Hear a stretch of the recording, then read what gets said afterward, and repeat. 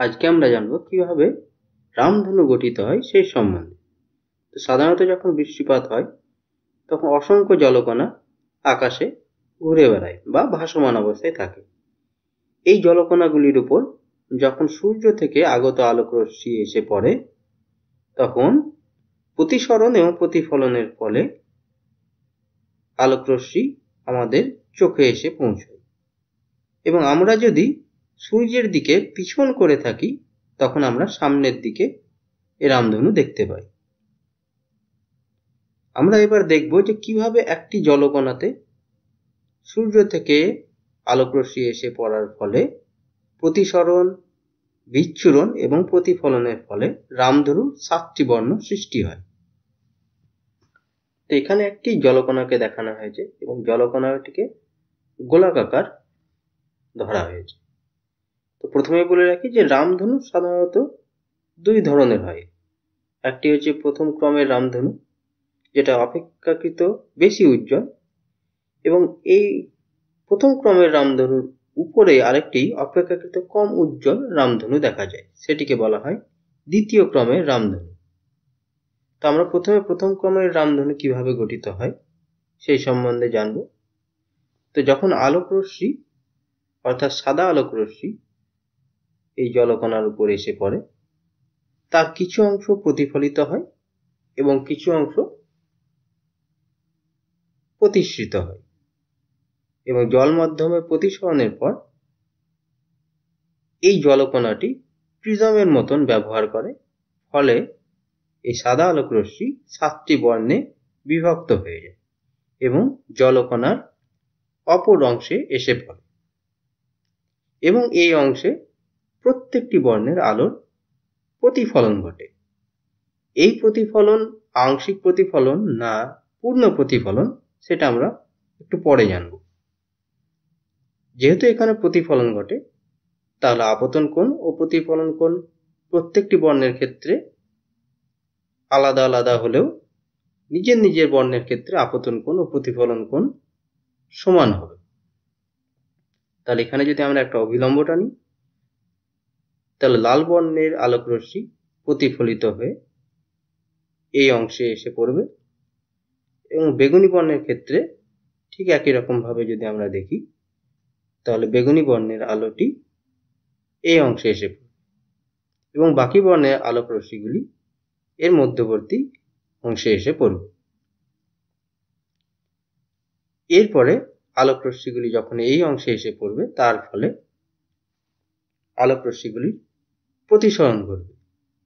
এখন যেহেতু আলোক রশ্মিগুলি জল মাধ্যম থেকে বায়ু মাধ্যমে প্রবেশ করছে, তাহলে যদি অভিলম্ব এখানে আমরা অঙ্কন করি, তাহলে এখানে দেখব যে অভিলম্ব থেকে আলোক রশ্মিগুলি অবশ্যই দূরে সরে যাবে।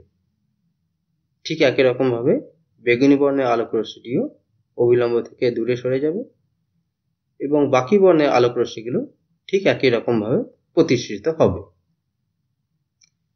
তাহলে প্রথম ক্রমের রামধনুতে সাদা আলোক রশ্মির একবার প্রতিসরণ ঘটে, তারপর একবার মাত্র প্রতিফলন ঘটে, এবং প্রতিফলন ঘটার পরে আবার প্রতিসরণ ঘটে।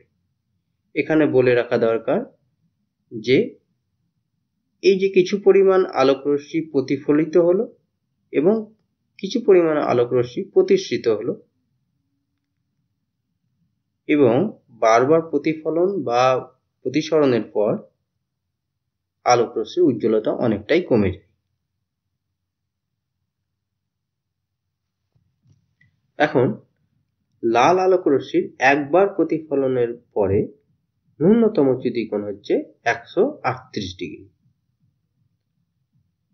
যদি লাল আলোক রশ্মিগুলি সমান্তরালভাবে ন্যূনতম চ্যুতিতে দর্শকের চোখে এসে পৌঁছায়, তখন দর্শকের চোখে সূর্যরশ্মির সাপেক্ষে এর নতিকোণ হয় 42 ডিগ্রি, এবং সমান্তরাল রশ্মিগুলি ন্যূনতম চ্যুতিতে যদি এসে পৌঁছায়, তাহলে প্রায় লাল আলোক রশ্মিগুলি সমপতিত অবস্থায় থাকে, অর্থাৎ একে অপরের উপর এসে পড়ে, ফলে লাল আলোক রশ্মি অনেকটাই উজ্জ্বল দেখায়। কিন্তু বাকি রশ্মিগুলির ন্যূনতম চ্যুতিকোণ 138 ডিগ্রি নয়, অর্থাৎ প্রত্যেকটি রশ্মির ন্যূনতম চ্যুতিকোণ আলাদা আলাদা। বেগুনি বর্ণের ক্ষেত্রেই ন্যূনতম চ্যুতিকোণ হচ্ছে 140 ডিগ্রি এবং দর্শকের চোখে এর নতিকোণ হচ্ছে সূর্যরশ্মির সাপেক্ষে 40 ডিগ্রি।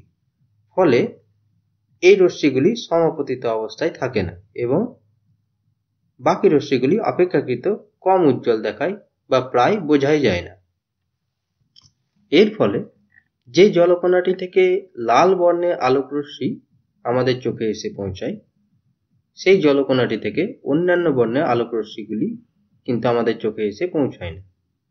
অন্যান্য বর্ণের আলোকরশ্মিগুলি আকাশে ভাসমান অন্যান্য জলকণা থেকে আমাদের চোখে এসে পৌঁছায় এবং আমাদের চোখ সবসময় সোজা পথ অনুসরণ করে এবং আমরা সেই সোজা পথ অনুসরণ করে একটি রামধনু দেখতে পাই।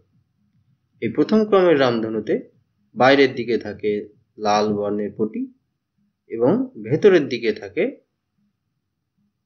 বেগুনি বর্ণের পটি। এবার আমরা জানব যে জলকণার মধ্যে যখন প্রতিফলন হচ্ছে সেটি আংশিক প্রতিফলন না পূর্ণ প্রতিফলন।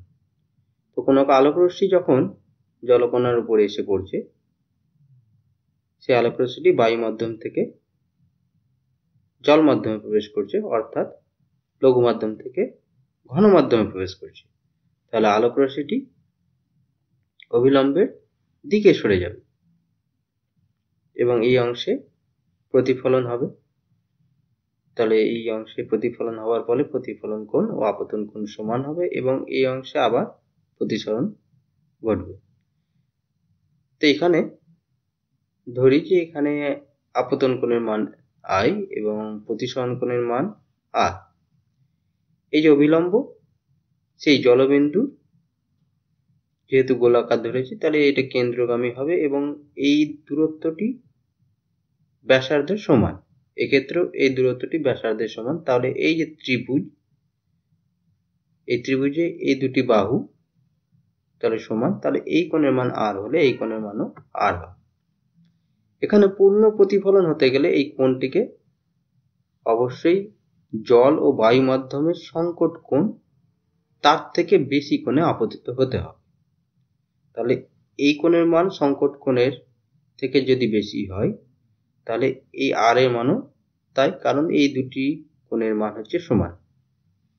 এখন যেহেতু আলোকরশ্মি প্রত্যাগমনের নীতি মেনে চলে, অর্থাৎ আলোকরশ্মি যে পথ দিয়ে এসছে সেই পথ দিয়েই ফিরে যায়, তাহলে যদি এখন আমরা উল্টোভাবে ভাবি যে আলোকরশ্মি এই দিক থেকে যাচ্ছে এবং প্রতিসৃত হওয়ার পর বা প্রতিসরণ হওয়ার পর তাহলে এই পথেই ফিরে যাবে, তাহলে এই কোণের মান যদি সংকট কোণের থেকে বেশি হয় তাহলে আলোকরশ্মি কখনোই এই পথে ফিরে যেতে পারবে না। কারণ একই রকম ভাবে এখানেও তাহলে পূর্ণ প্রতিফলন ঘটা উচিত। তাহলে এই কোণের মান কখনোই সংকট কোণের থেকে বেশি নয়, অর্থাৎ R এর মান কখনোই সংকট কোণের থেকে বেশি হতে পারে না। তাহলে এখানেও R এর মান সংকট কোণের থেকে বেশি নয়, অর্থাৎ এখানে আংশিক প্রতিফলন ঘটেছে। এবার আমরা দেখব দ্বিতীয় ক্রমের রামধনু কিভাবে গঠিত হয়। তো যখন কোনো সাদা আলোকরশ্মি কোনো জলকণার নিচের দিকে এসে পড়ে, প্রতিসৃত হওয়ার পর একই রকম ভাবে 7টি বর্ণে বিভক্ত হয়ে যায় এবং এক্ষেত্রে প্রত্যেকটি বর্ণের আলোকরশ্মি দুবার প্রতিফলন ঘটে। তাহলে এখানে আমরা যদি অভিলম্বটা নিই, লাল বর্ণের ক্ষেত্রে লাল বর্ণটি প্রথমে একবার প্রতিফলিত হবে, এই অংশে এসে পড়বে এবং ঠিক একই রকম ভাবে আবার প্রতিফলিত হবে এবং প্রতিফলিত হওয়ার পর এই অংশে এসে পড়বে এবং সবশেষে আবার প্রতিসরণ ঘটবে এবং অভিলম্ব থেকে দূরে সরে যাবে। ঠিক একই রকম ভাবে বেগুনি বর্ণের ক্ষেত্রেও যদি দেখি, তাহলে বেগুনি বর্ণের আলোকরশ্মিটি একবার প্রতিফলিত হয়ে এই অংশে এসে পড়বে,